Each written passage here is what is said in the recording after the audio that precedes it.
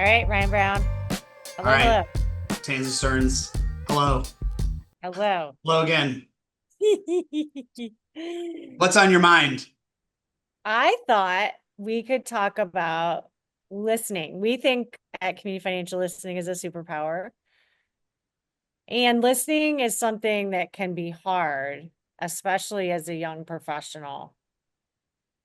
How do you think young professionals should think about listening and hearing and using what they learn to be even more impactful in the world?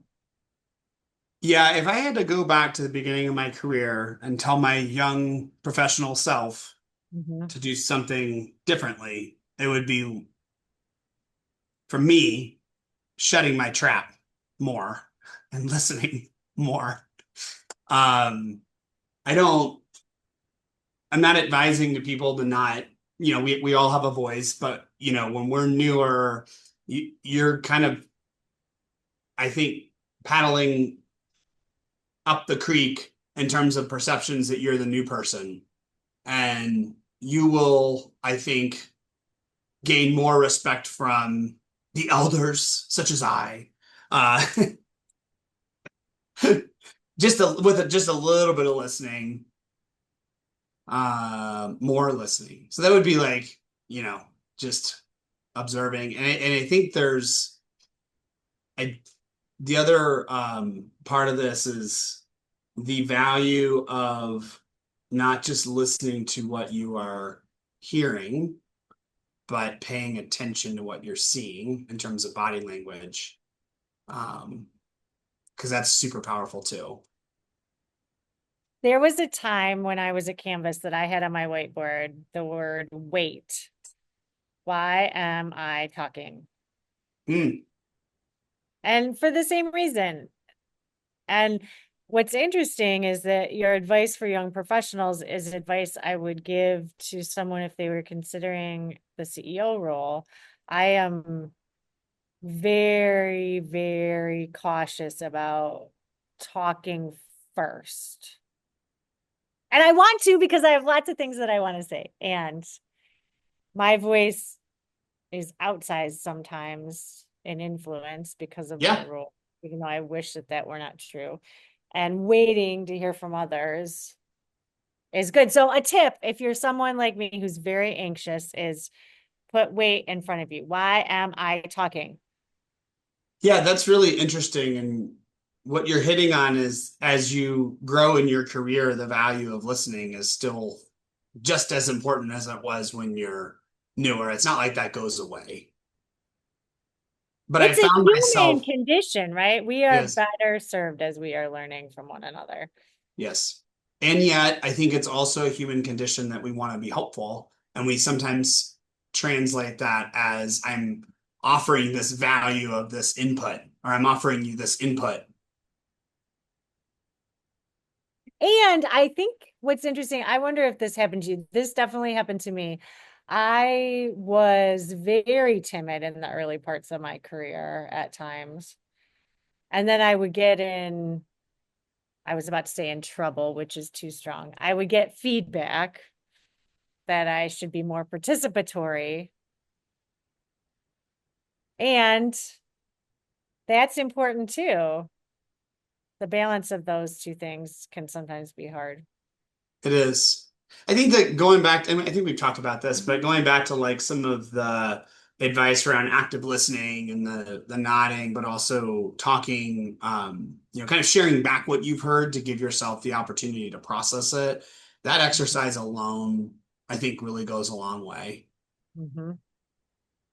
I also like the question, especially as a young professional, help me understand this, or Yep. what I think I'm hearing to your point. So there's a little bit of parroting, and then here's a question I have along with that. It's a good combo move. The 1-2. Yeah, or if you're in a meeting with folks from different departments, which we often are, asking someone else, what do what's the finance view on this? Or what do the branches think about this? All of a sudden you're in a position that like you're kind of modeling that. You're participating, but you're not really providing input. I have to tell you, I was listening to a podcast this week, and the person being interviewed was a journalist originally in his Mm. career. And he was talking about how that training imparted an approach to others that was not only about curiosity, it was about really approaching subjects as though you know nothing at all. And I thought that was such an interesting perspective and way to think about learning something new, even when you're a subject matter expert. Yeah. The my closest analogy we talked about our kids is like, kids often ask amazing questions. What I wish my kids would do more of is actively listen and actually comprehend the thing because they'll ask you a really good question. I think I'm providing a succinct, clear answer, and then the same question gets asked 30 seconds to a minute, and I'm like, we just talked about this, buddy. Like, and then like that isn't the right reaction. I should say, well, you know, have we talked about this before? What do you think? And so leading questions. Yes. But you're the yeah, journalists, I mean, talk about people that are trained and getting to the bottom of something or getting a great answer. Right? I find it really challenging though to um be the asker of questions. Like if we're, doing an investigation, for example, that's maybe the more negative one. Let's say recruiting and hiring. So you're asking the question and you're anticipating next questions, but then also comprehending. Would you say it's something you can learn and get better at? Like active 1000%. listening? 1000%. And I think it's harder today because all of our brains are full of tripwires because of our technology addiction. And I was at a strategic offsite earlier this week, and I was experimenting with putting my technology away for longer periods of time. Oh, Mhm. tell me about this. Yeah, it was really powerful. And so, have you ever been to a really great learning session, meeting, educational event? I'm confident you have, where Yes. you were extraordinarily challenged with the content. In other words, it was brain breaking a bit. You were learning something you hadn't thought of before. It was very, very stimulating. For me, I always leave that with my brain literally hurting. It causes me to want to hold it. And I felt that way, and I hadn't felt that way in a while. And I think it was partially the divorce from the device. So you just like tell me how you did this. Did you turn your phone off? Is there an off button? Exactly. I didn't go all the way to off. I just was, you know, so I have mixed feelings about this. This could be a whole other conversation because I'm a faster typer than I'm writer. So I find writing now to be very painful because my brain is moving and I want it to move as Yeah, fast as. yeah. And I'm also super cognizant that I think from a belonging perspective, the next generation is not going to tolerate what I just described.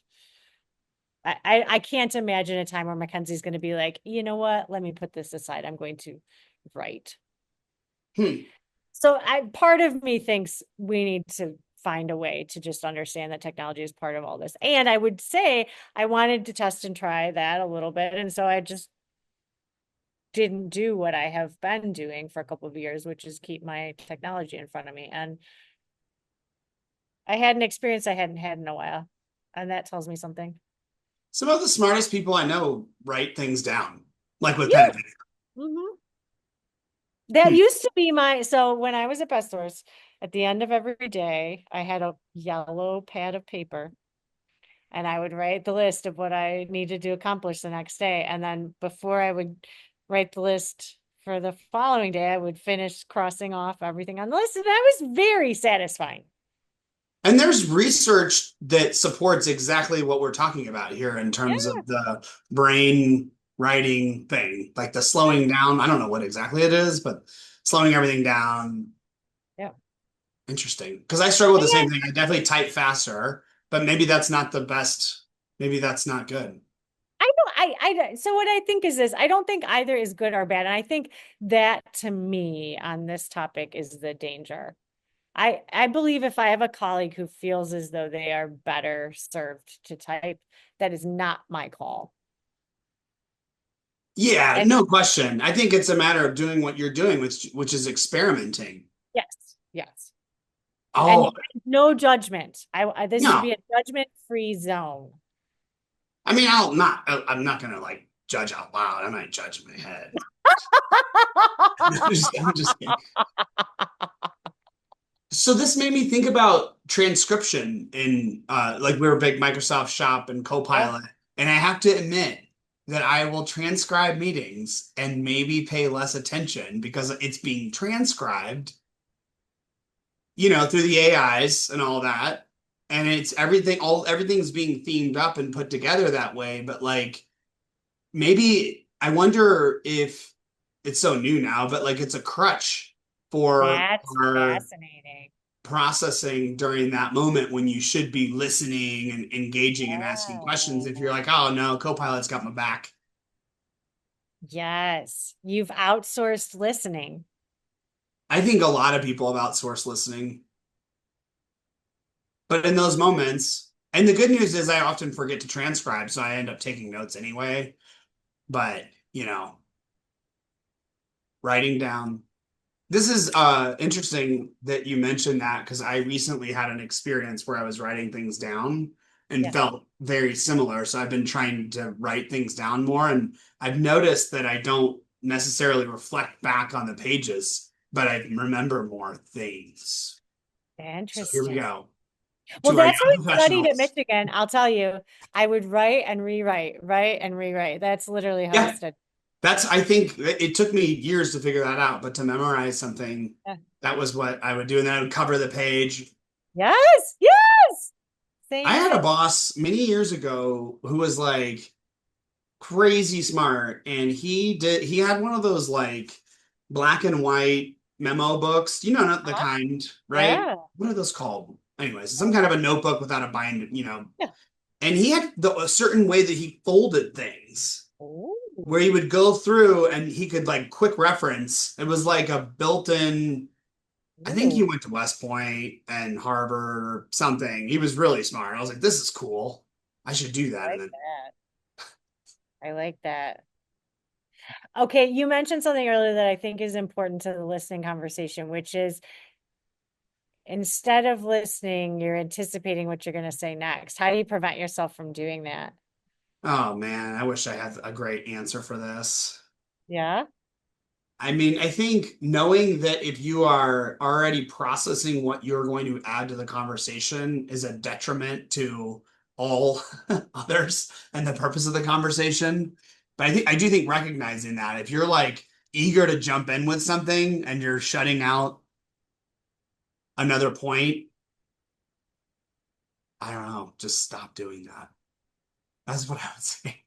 I tell you, I've learned through experience though that maybe I didn't listen to that last part of that sentence, and what I said was a question, or I asked a question, maybe that person answered, and I was like, oh yeah, you literally just said that. Right. It takes a few of those moments like that with that expression.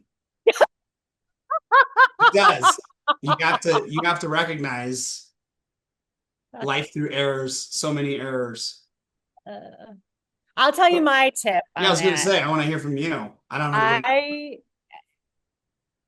if I catch myself doing that, I write it down because what I know about myself is that my instinct to do that is about a worry that I will forget or I'm going to screw something up in the conversation.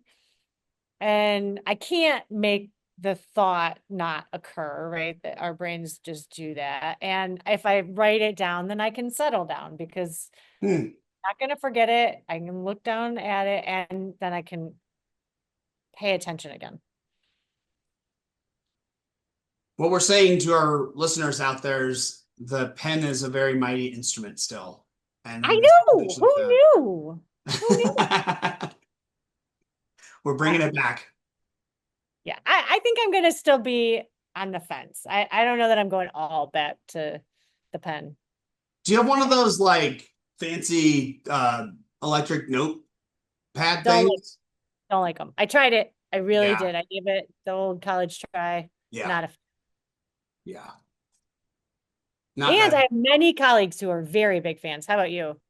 same. I tried it. I couldn't. I look at it every once in a while. I'm like, I wish I was one of those people because I see a lot of people that leverage Yes. that, and I just am jealous. But then I haven't built a relationship with it yet. Yeah. Okay, now let's flip this on its head. What if you are a young professional with a supervisor, leader ahead of you that's a terrible listener? Uh, we've all been Now there. what?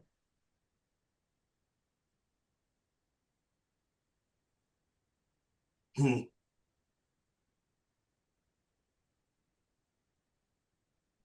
I think people learn more. Like, no bosses are perfect, right? But I You're do think kidding. like you can still model and people can still learn. I learned so much from the people that work on my team, so Yeah. much. And so, like, I want to believe as an eternal optimist that you can teach your boss in a very nuanced way. I do not recommend, however, telling them that they need to listen more or something like that. That won't end well. But I do think like modeling some of the things I have sat on calls with people that work on my team and have learned in the moment techniques for listening and in different topics like we're talking about now, ways that they ask questions. And I'm a big fan of trying to mirror the tone and mirror the conversation, so maybe that's an approach that could work. you're Mm. just you're modeling what it means to be a great listener, but no passive aggressive like, hey, what's a great book is like listening 101, you should try it sometime. Whatever. Or like I'm a billion books Good on idea. it. Don't do that. Don't do that. Don't do that thing. That's a good way to become a I good. feel like I'm missing something. What would you advise if you've got a boss that just talks all the time and doesn't listen? You have a great opportunity in that instance to become a great listener. Yeah, yeah. And you know, what I also believe, I think you're right. I think you can learn from anyone. And I think in situations that feel very frustrating, coming to a place of curiosity and thinking in the next 30 minutes in this experience, what's one thing I'm going to learn? I'm going to learn Yeah. something. And what are those opportunities to think about the motivation of the leader ahead of you? Hmm. What is driving that person? What's most important to that person? And how do you fit into that equation? And if you can contribute to the success of your leader, you're going to have even more opportunities to learn. Yeah. So if I'm hearing you, it's Mhm. about curiosity and understanding where you can add value. That's right. And how they're motivated. I really do Then the think, motivations.